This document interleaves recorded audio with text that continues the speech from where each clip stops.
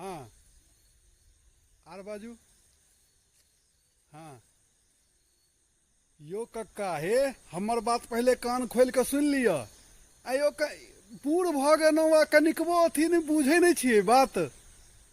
आयो दोसर के ना संबंध तोड़ देते ई बात कहू ना। क्यों जे अहाँ के कहत कि जैसे कौआ कान ल के जा रहल छो तो कौआ के देखबै कि कान के देखबै। अहाँ तो बड़ा बुड़बक वाला बात कह रहल छी। धरू फोन। अब अहीं सब ई बात के फैसला करियो कि जैसे आन आदमी के कोन मतलब छै जे कि ककरो संबंध तोड़ देते। किया तोड़ते ओ संबंध, ओइसे ओकरा की फायदा भेटै वाला छै। संबंध तहने टूटते जहन ओइमे केओ अपन आदमी दोगला भ गेल छै, तहने ने टूटते। तो जय मिथिला, जय मैथिली।